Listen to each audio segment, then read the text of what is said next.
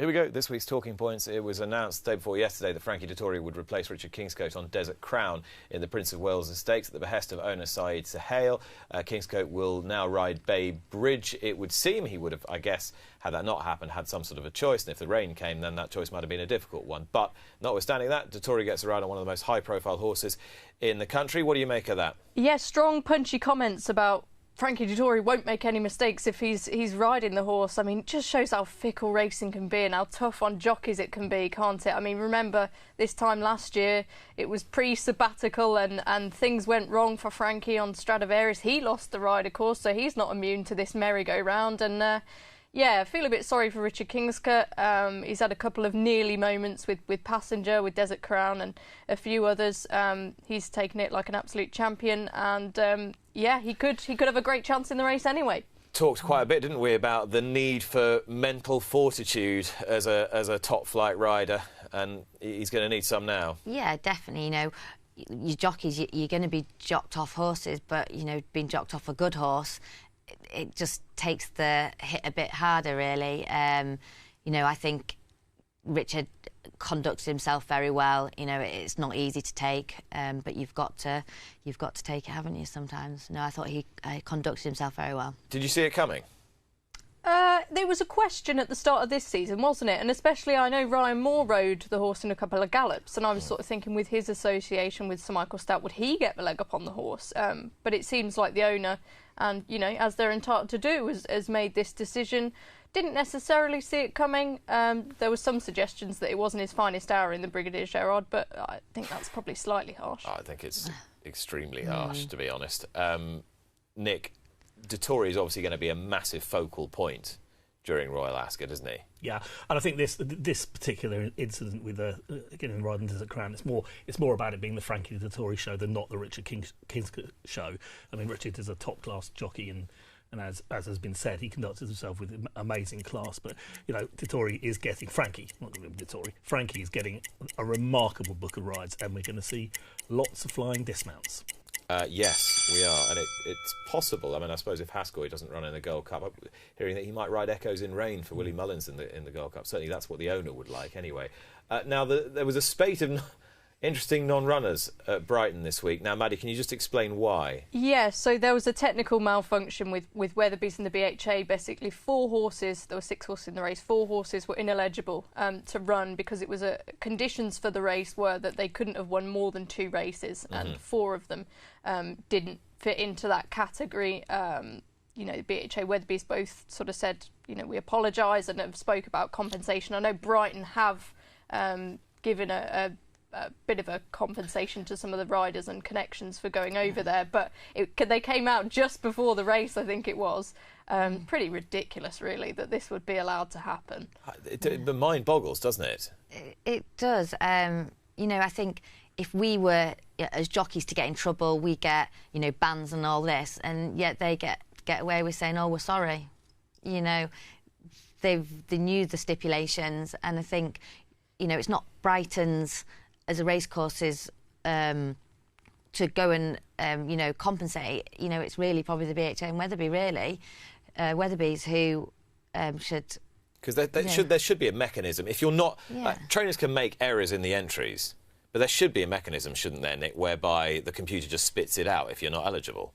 Yeah, and as I understand it, that is exactly what happens 99.999%. Is it NQ by the... Yeah, so obviously something went wrong here. It's unfortunate. I think probably one of those things, no need to dwell on it unless it becomes a regular occurrence, which seems to be very unlikely. We did have an issue in the Badger Beer Chase at Wincanton a few years ago where a horse of Neil Mulholland's got in... Master. Correct. Got into the race. Shouldn't have been in the race and ended up getting DQ'd, having won. Yeah, it's a strange one, and it does happen, as much as it shouldn't. It does happen. Poor old Alice Haynes. She, of course, had the favourite for the Epsom Dash, and then she had another horse taken out here, and she's very much of that view that, as Joe said, I mean, they'd get pulled up on everything if it was their mistake. more of which in a couple of moments' time. Oliver Sherwood has called time on his training career this week. He is off to become an assistant to Harry Derham, his rapidly expanding and new base. He will be a big plus to Harry, and he's been a wonderful trainer and a great man to have in the game for an awful long time. Without question, one of the most respected trainers in jumping. Of course, he's not going. He's going off to Harry Derham, as you rightly say. And I think one of the most wonderful things about this story is that it seems that all the staff are going with him. So it's and the vast majority of the horses, including Queen's Gamble. Exactly right. So it looks like a very positive move for him and for the staff and for the horses. Nobody says anything bad about Oliver Sherwood, Joe. No, obviously that's a bit more on the jumping sphere to the flat sphere, but granted to him, it's a 24 hours, 7 days a week, 365 days a year job, isn't it? And obviously, was it that he got a few things that have kind of made him realise that it's not the be all and end all, and you want to enjoy life a little bit. So I say taking that step back, but still being in that role and with the horse and the staff and a bit home from home. Good on him. It's not an easy thing to come to a decision really when it's ruled your life for I don't know how many years. And not everyone is Mick Easterby and lives and breathes. But even if you do live and breathe, I always think it's a weird one training racehorses, because it's as though people think that there's some sort of element of failure if you stop doing it, whereas in fact everybody in almost every other walk of life steps back, retires. Everyone says step back now, but you know what I mean. Retires or calls it a day or does something else. Yeah. Oliver's just had an amazing career, and I spoke to Harry Derham about this earlier on in the week, and he's such an ambitious guy. And I said, isn't this unique that you've got a trainer who's going from, going to be calling all the shots, having the licence, to then being in a more supporting role? And he said that just the mark of Oliver Sherwood, the man. There's not an ego there. He loves racing. There are a couple of reasons, as Joe touched upon, that he couldn't make it pay, and I just think it's a really great decision, and it's great that we're still going to be seeing Oliver on the racecourse, and he's going to be involved with a really exciting team. Yeah, we wish him well. One thing we won't be seeing any more of is racing in Singapore, because the government have reclaimed the land which situates Kranji Racecourse, the main hub of racing in Singapore, for house building, house expansion programme, and that means racing is, Nick, no more. Do you have fond memories of racing in Singapore? Yeah, this is a very, very sad story, isn't it? I think, unfortunately, the writing was slightly on the wall when the international races were folded up about, I don't know when it was, 4, 5, 6 years ago, probably longer. And the big Chris Flyer sprint went off to Hong Kong, and you heard very little about Singapore from outside of the country, but very, very fond memories. If I think of Singapore, I've got this great memory just of Precipice. Luca Kumani. Yeah, great international traveller. Up until very recently, I think still the highest prize money earner of all time. I'm sure it's been surpassed several times now. Very sad, and not much more to say, really. It's just very unfortunate. They'll be missed. I backed Precipice each way in a 7-runner race at Haydock on his debut. Beat. He was 50-1. And? He looked a different class in the paddock to all the others. He was third, having a qualifying run for a mark. He ended up winning way over £1 million in prize money. Sad that Singapore racing. I mean, you're a great internationalist, Maddy. And I never went racing in Singapore. I don't know if you did. No, you get there? Sadly not. Did you go racing in Singapore, Joe? I haven't. No. They had that great sprinter, didn't they? Rocket Man, and you had horses like Glory de Campeo and Presviz out there, and it seems like sort of 15 years ago there was a real resurgence of that, and lots of South African travellers as well. Obviously there's sort of limitations on what they can do these days, but just really sad. The popularity of racing in Singapore seemed to dip, and the horse population went down, and then younger sort of newer fans are sort of have more interest in the casino side of things, and I think it's a warning sign really for what can happen to a racing nation that was going for 180 years, I heard. So it's just desperately sad, but also shows what can happen. Interestingly, Matt Chapman sent me a clip of a radio talk show from Victoria off the back of this, and it was just like typical, like a lot of the stuff at the moment, and I've been on one this week, but a lot of kind of fill space stuff about horse racing and its place in the world. And they used in Victoria the closure of racing in Singapore. The opening gambit was, Right, welcome back. Racing in Singapore's closed. Should we do away with racing in Melbourne as well? And then they had a half-an-hour radio debate with a whole load of animal rights campaigners, and he was making the point, and it's the right one, that we're not the only country in the world having to make our case, Nick. No, we're not. Of course, we're not. I mean, yeah, no, just very sad situation. As Maddy says, a bit of I wouldn't say an alarm bell, but a warning of what can happen if you're not on these things early. OK, let's talk about the search for a new PJA chief executive. Joe, are you one of the many that's now on the board of the PJA, or are you the only person that's not now on the board of the PJA? No, I'm not on the board of the PJA. It's only a matter of time. Yeah, maybe. But no, obviously we get sent things out on WhatsApp and videos, so it's kind of just waiting and seeing and hearing. I mean, what do you want from your trade body, I suppose, is the obvious question.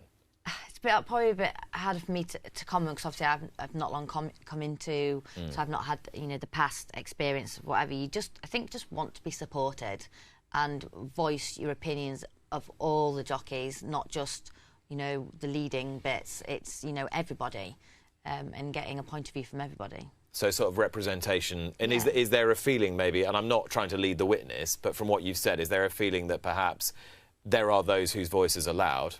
Yeah, I'd say so, definitely. But I think, it's a point of, everyone has to voice their opinions to try and be heard. Like I say, I'm not one to probably be hugely involved. I go with the flow. If I'm asked for anything, you help on that front. But yeah. And you can, as self-evident, and as you've discussed earlier, make yourself heard quite well. Yeah.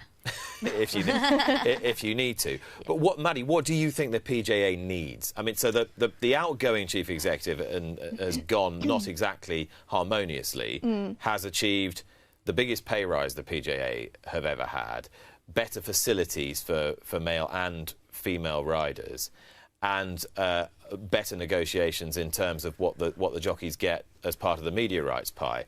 So that has been done well. What appears not to have been to the satisfaction of the jockeys was his visibility, particularly over issues surrounding whip suspensions and so forth. So what's the solution?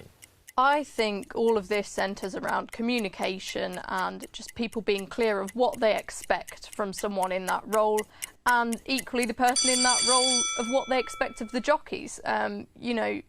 They've got to be heard. If they have an opinion, you can't speak after things have happened. You've got to be proactive. I know it's hard, jockeys racing up and down the country demanding job and have all sorts of different concerns from different areas of their profession. But they really just need to get those channels of communication much stronger, I think, so that whoever is in this role in future can do the job that they want them to do. And you also need the job filled quite quickly, don't you? That's the other thing. You don't want a great period of limbo where nobody's doing it. Yeah, exactly. Maddy makes a great point there. The jockeys have to voice opinion before it's an issue rather than after it's already made a decision. So, people have to voice their opinions. Which leads us on to proportionality of penalties. And this is particularly in light of two incidents that have taken place within the last 8 days. We showed you the first of those last week, which involved Marco Ghiani and Harry Davis in the 3-year-old dash at Epsom. Now, there was a really quite significant incident at Nottingham earlier in the week. Maddy, first of all, set it up for us here. Who are the players? Yeah, so Theodore Ladd, he's in behind. He's in the light blue silks, and then if you look at the horse on the right in the yellow sleeves, there you are, they're ringed for you. Yeah, you'll see as it plays on. He's on the eventual winner, Theodore, and just pretty much barges his way out. It's really not pretty viewing, yeah. He received 5 days for this manoeuvre. Yeah? Which just seems absolutely bonkers, to be honest. So this is what I can't understand, Joe. You've got Marco at Epsom got 6 days for careless, and Harry Davis's horse nearly went over the rails. That horse could have come down there. This is 5 days for careless. At what point do you become irresponsible or dangerous? I mean, what have you got to do? Or is it are they saying somebody's actually got to be loaded into an ambulance on a stretcher before it becomes anything more than careless? Exactly. I was actually meant to ride that horse there for Reece Carr. What, the one that was interfered with? Yeah, that was the one that was interfered with, obviously until my injury.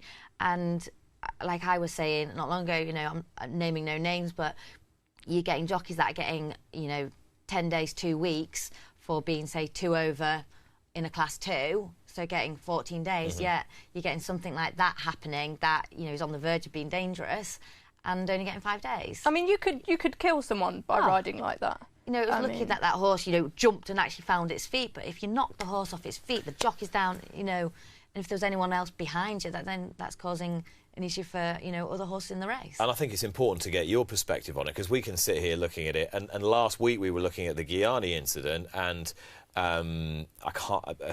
one of us was saying, was sort of not trying to make an excuse, but saying things are happening very quickly, da-da-da-da. But you're looking at those two instances and saying, come on, that's just unacceptable by any standard. Yeah, like anyone looking at that, you've all winced, haven't you, really?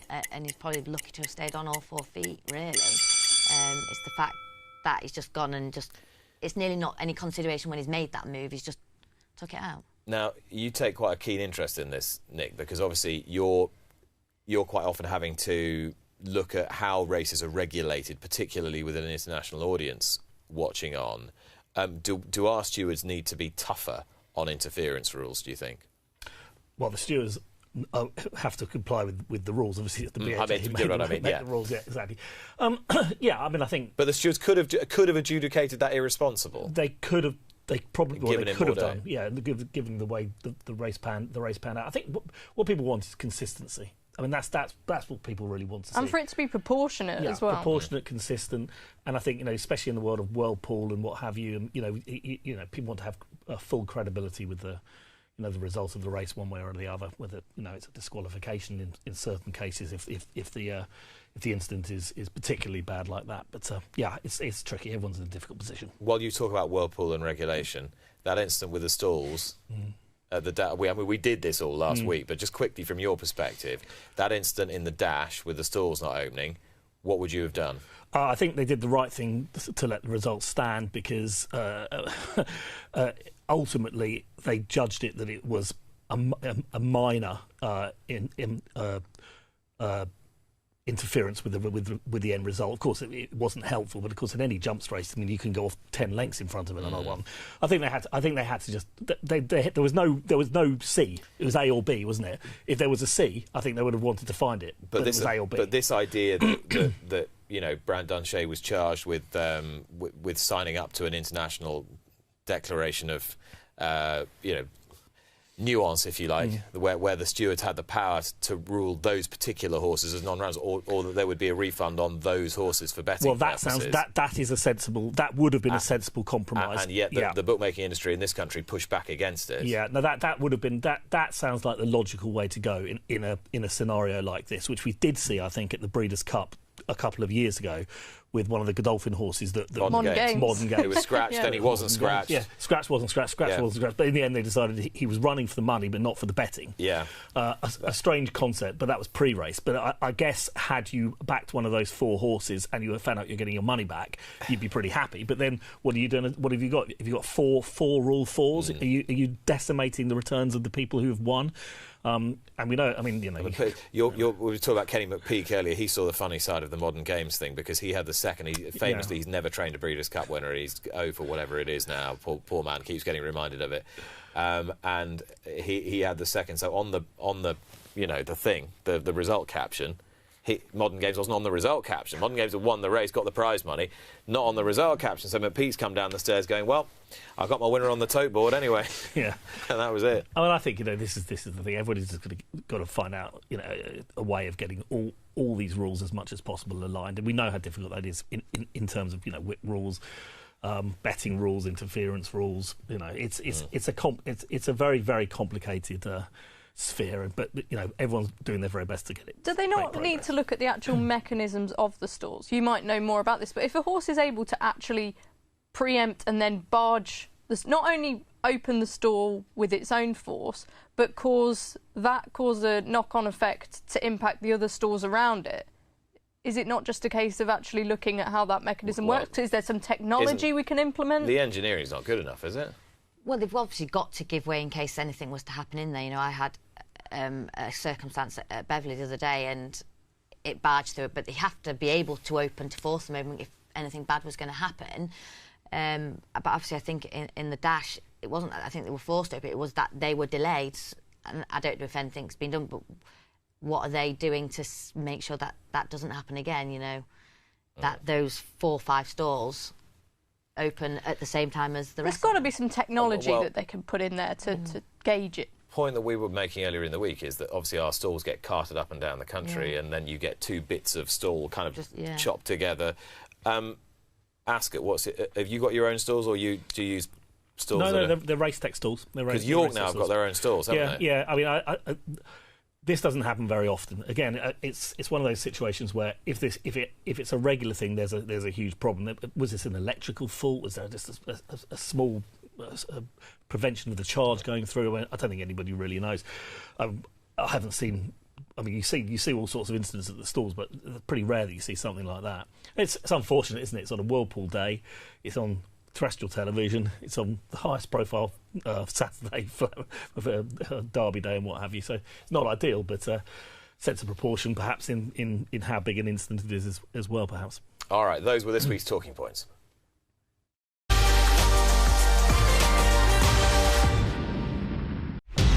Watch live racing now on racingtv.com.